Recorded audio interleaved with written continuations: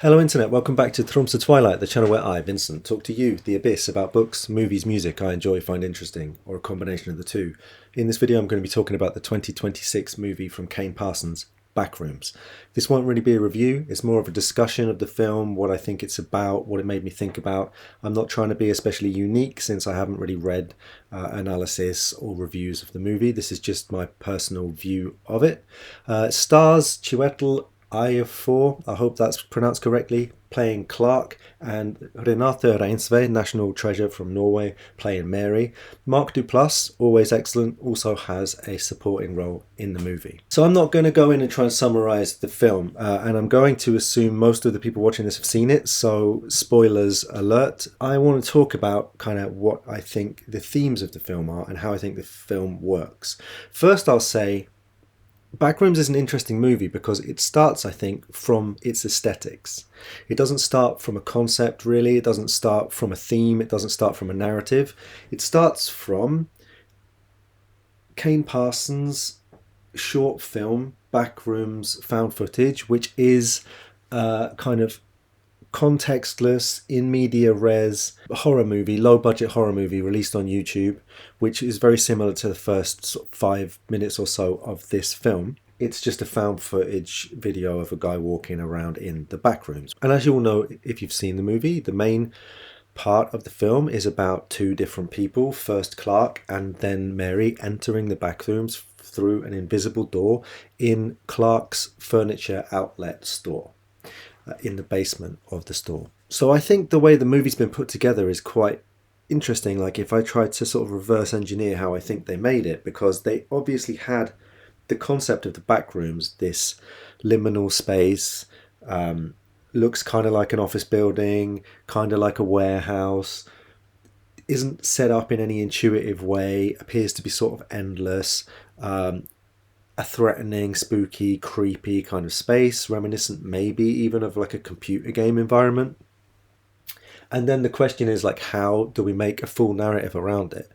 And what are the themes that this space, these aesthetics suggest? And I think that they've come to some really interesting ideas through this process. So one of the main themes, which is telegraphed right from the beginning, being memory as repeated loops, or as Mary says, kind of paths that one is used to walking. And there's a sort of certain psychodynamic, psychotherapeutic idea to this, she being a psychologist or a psychiatrist, where, you know, the strategies that you learn in childhood become the strategies that you use throughout life, and unless you become capable of breaking them. You can almost see in that way the backrooms as being kind of a metaphor for life. We're in a place, we're in a condition that we don't understand, that pre-exists us, that seems without meaning, and we keep kind of trying to walk around more or less the same area, trying to come to some new conclusion. To the extent that we learn what the backrooms are or how they function, we learn that they are a type of memory, that the backrooms replicates existing spaces repeatedly, without their original purpose, and distorting or losing aspects or details, and in some cases seeming to mesh together different environments. There's a really amazing scene of Mary's childhood home where it sinks down level after level after level. It's like a sort of spooky, creepy Wes Anderson sequence where each level is sort of more abstracted and more distorted from the original home, until you get to a room that looks like something that you've seen within the backrooms. The two central characters are trapped within specific memories that they can't move on from. Clark, although clearly damaged in childhood, is focused on a particular event. He's replaying and rerunning continuously the night he came home drunk from his furniture warehouse, got into an argument with his fiancée, and she threw him out of the house, which was a house that he emphasizes he had paid for through the money that he had working in the furniture warehouse, which he hates. He's stuck in this memory, reliving it, rerunning it, to no avail. Mary, we realized, is trapped in the memory of her own childhood. She's trapped in the memory of her mother's psychosis, and she's carrying an object related to her relationship with her mother all times. And she has this metaphor of opening the window, which she's trying to teach other people in order that they can break the cycle, they can break their personal loops of embodied memory. And we realize that that metaphor is actually from her own childhood. It's a real event from her life, that her mother would not let her open the window because she was so paranoid, she was so psychotic. This is a phenomenon that has been written about in psychotherapy by psychodynamic therapists. Karen Maroda, for example, has written a book about how therapists often become therapists in an attempt to achieve something in relationship to their patients that they were not able to achieve in relationship to their parents. So a therapist is often a person who wanted to heal or help a mother or a father or both, was not able to, and in adulthood tries to live out the same relationship with a different ending. And that's exactly what Mary is doing. She's trying to teach her clients to open the window since her mother was incapable. The rooms then are almost like a metaphor for how, as we recall memory again and again, it becomes distorted, it becomes degraded, it becomes a kind of trap, it becomes a labyrinth. And in a similar way to in the book House of Leaves, the backrooms, in the way the house in House of Leaves represent almost the psychological state of the people who enter it, you see this kind of slow degradation of information. And later in the film, when you meet the figures that the backroom generates and they look like AI, I think this is also a kind of comment on how AI is monstrous because it creates figures, it creates imagery, it creates aesthetics out of scrap. It puts them together without really understanding the content and creates something monstrous. It's like the memory of art, the memory of aesthetics, but without the soul or the meaning of the original. I also think it's interesting that within the backrooms, these two characters become what they fear. The monster Clark, Pirate Clark, which is based on a sort of avatar of himself that he's created for television. So again, it's like replication. He creates a persona to try to sell furniture to promote his store. This persona takes on its own character, becomes a monster. And Clark ultimately is frightened that he is a monstrous person, that he's abused his ex-partner, that he's an angry man, that he hurts people, and he's always trying to justify his behavior in an attempt to hold that at bay. So in the backrooms, he meets the version of himself he's terrified he really is, some unwieldy, ungainly, monstrous figure.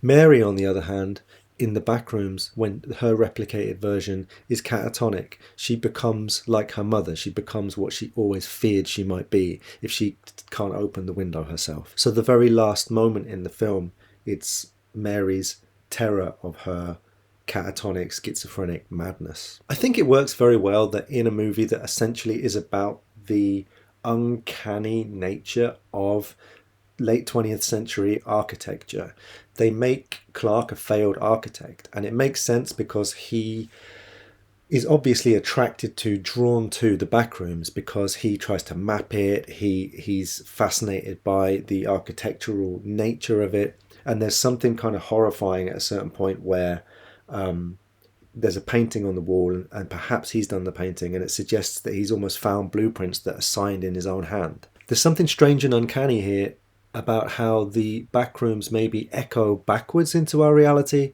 like things that happen in our reality might be consequences of something that will happen in the future in the backrooms.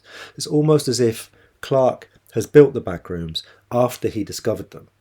In the same way, there's a sequence where Mary is being chased by Pirate Clark, and two things happen that you've sort of seen earlier in the film. Like his leg breaks in the same way that the chair broke right at the beginning, and then the cardboard cutout is broken and destroyed in a similar way to what you thought was a monster happening in the beginning of the film, destroying the cardboard cutout. So it's almost like temporality is reversed. I heard this movie compared to David Lynch. I think it has approximately nothing in common with David Lynch. What I do think it's similar to is a lot of late 20th century installation art, like the works of the artist Mike Nelson, for example. It's also not visually, but spiritually, sort of close to the works of David Cronenberg. It's using a horror genre and a particular unique aesthetic to comment on the nature of the reality we live in the same way that Videodrome, which looks very different and has a very different style, was talking about the effects of television, kind of making some kind of horrific Marshall McLuhan type of film. This movie is kind of talking about how the entire world is already a world of simulacra, of replication, of soulless echoes and repeats. The world of the 90s and the early 2000s, which is the kind of origins of the period of history we live in now, was a world of identical office buildings, open plan offices, warehouse outlets, strip malls, multi-story car parks. The place where Clark's store is and the way his store looks. I've only been in America for a couple of weeks. I've seen so many of those. This echoes also in the lives of the characters of the film. Mary is trapped in in her core trauma of being trapped in the childhood house with her mother. She's turned this into a psychotherapeutic theory or model, which she's commodified, which she's turned into mass-produced tape cassettes, mass-produced books, cardboard cutouts of herself. She's replicating herself. She's made a television advert to try to become something, mean something, transform her trauma, and she's reduced it essentially to object replication. Clark, likewise, sitting in bed at night wearing his t-shirt for the 1970 Congress for Modernist Architecture, is living and sleeping in a soulless, empty, postmodernist building and selling mass-produced furniture of no quality and limited aesthetic value. As much as I love Mark Duplass, and I think he was great in the movie, the aspect of the film that is based around this group of people, shadowy force, slightly kind of X-Files thing, where they are trying to research the Backrooms, which kind of closes out the film, I found that slightly disappointing. I could have lived without it. I think the film would have been even more spooky and uncanny had they not included it. I understand it in a way they're trying to like ground it in for the audience, and it also explains why there are cameras in the back rooms, why people are filming it.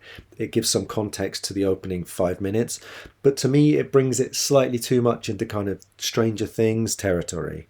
I think the movie would have been even more creepy and maybe a touch horrifying had you never had any of that contextualization. Anyway, that's my take on the movie. I think it was very, very interesting. I think it was very impressive. I think it's a great lesson in how you can extrapolate themes and content and ideas and concept from aesthetics, and how that makes for great cinema, because cinema is ultimately an aesthetic medium. I'll be excited to see what Kane Parsons makes next. I worry that having been so successful with his first movie that he'll now be invited to make some kind of existing IP Disney remake or computer game movie reboot with an enormous budget. I hope not, because what I think was kind of conceptually and aesthetically coherent and beautiful about Backrooms was that in its implicit critique of the mass-produced emptiness of our world, they basically did everything by hand. You know, they were working with prosthetics, with puppets, with sets. It didn't seem like there was much green screen. They must have built and found all of these spaces and then woven them together in a way that you really believe this was all one place. Thank you for listening to my take on Backrooms. I'm sure there are many things I didn't think of or notice. I only saw it yesterday. So if there are ideas, concepts, points, criticisms that you think I didn't touch on that you'd like to share, please jump in the comments and share them with me. Like and subscribe if you feel inclined, and hopefully I'll see you again soon.